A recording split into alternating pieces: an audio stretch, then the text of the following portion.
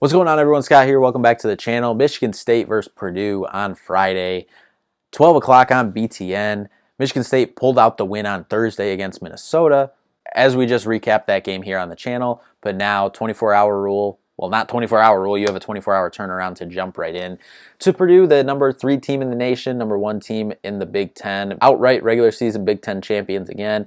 Now, we obviously did just see this matchup less than 2 weeks ago now, and Purdue won that one 80-74, which I felt was pretty indicative of how the game went.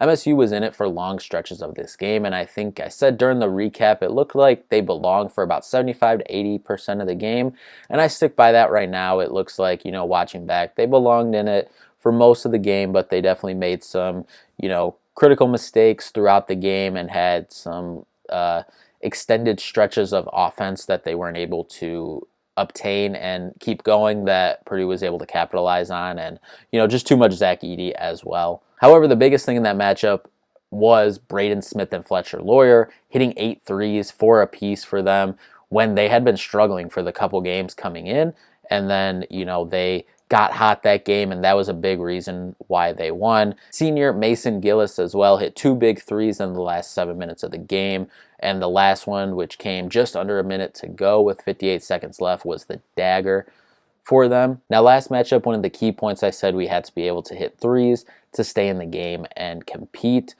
We did a pretty good job of that, hitting 9 threes, 43%. That's above our average on the season, and that's should be probably good enough most games, but Purdue is a top 3 team in the country. They're the number 1 team in the Big Ten for a reason. And I also said that I would like to see Michigan State keep that usual strategy of letting the Purdue bigs, Zach Edey here, eat, which Tom usually does, and then just try to shut the water off of the other guys, especially from 3. But we did not do that. So you kind of had it both ways. Edey was having a field day down there, and the team shot 50% from 3, hitting 10 of them for the game. Edey went for 32 and 11 and had his way down low. But, as much as we've said about the Michigan State, big men this year, Edey does that to everyone. He, probably be back-to-back Naismith Player of the Year, back-to-back Big Ten Player of the Year for a reason. That's what he does, but you got to be able to shut off everyone else on the team if you want a shot to beat Purdue. Defensively on Purdue, you got to force them to miss shots from 3. Did not do that last time, as we said, so you got to do that. Michigan State is okay at defending the 3. They're not at that elite level that they were at last year, but they can get it done, so that's something to mark for this game as a indication of what could possibly happen in this game, and keys for Michigan State to try to pull off this win and advance into Saturday. You got to turn them over like you did last time, 9 turnovers. That's not outrageous, forcing 9 turnovers, but if you can extend that even more as well, that just bodes even better for you. So keep that turnover pace up, maybe try to ratchet it up a little bit more, especially with a little bit of that full court press we saw today. Would like to see some of that against them on Friday. Rebounding, you have to rebound with that same intensity that you did last time and in the game on Thursday. Last time against Purdue, shockingly, you only lost the rebounding battle by 3. And this is a team that pretty much all year has lost the rebounding battle. It seems by an average of like 7 to 10 rebounds a game.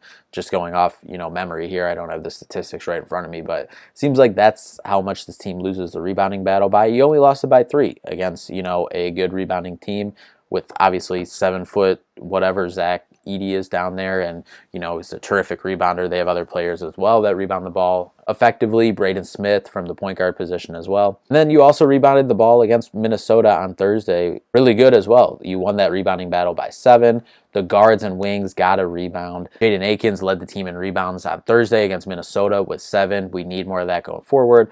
Overall, we saw a really good game on Thursday from the bigs for Michigan State, Jackson, Cooper, and Booker. Got to continue to switch up the looks on Edey, so I expect all 4 of the big men to play. Each can kind of bring a different type of look. Maddie more physical. Jax offensively can maybe, give some footwork and whatnot down low. And no, you're not going to score over Zach Edey, but it can maybe, force some double teams down low to possibly kick out for threes. Coop, it obviously gives you that length on defense and, someone that can try his best to wall Edey up. No one in the country can stop Edey, but I thought he did a decent job against him last time. Don't get me wrong, Edie still had his, but I thought Coop played decent in that matchup last time. And then Book, we saw last time. Offensively, he gave Edie some problems having to come out on those pick and pops that they were running for Book. He was able to hit 2 threes last time, I imagine, because we saw it the game right after that game when Michigan State was trying to run that same action, that teams were starting to pick up on that and coming up on the pops on Booker, so he wasn't able to get those clean looks that he was against Purdue and Edie here. I imagine that Painter will probably adjust that coverage as well this time. So just trying to, see if that still works, see if they switch the coverage. I'm assuming they will. If they do, then see if you can work some offense from there. I'd feel comfortable with Xavier putting the ball on the floor a little bit and creating some backdoor situations or reversing the court, reversing sides, But Michigan State, they do have, different options there to try to throw, just different looks at Edie, try to overwhelm him as best as you can. But as I said, same thing as last time, it's the other guys. It's Braden, it's Fletcher, it's Jones, it's Gillis, it's the other guys. If you can shut the water off of most of them, Edie can go for his 30, 35, whatever he's going to go for, and 14-something rebounds. You got to shut the water off them, and then you got to get out on the fast break.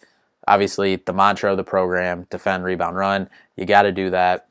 You got to be efficient, got to get out ahead so you're not having Edie camp in the paint against them. And then if you're getting in the offense, if you're kind of stagnant on offense, if you got Booker out there who can bring Edie out of the paint to open up some driving lanes, then that could be effective as well. Now, Bart Torvik has this as a 77-70 win for Purdue.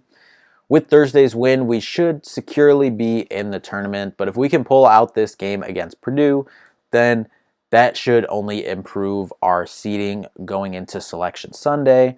And hey, if you make a run at the championship, you could maybe even sneak into the 7th seed line again. But I don't know. Let's get crazy. See you all after the game to recap. Thank you all so much for watching. Go Green.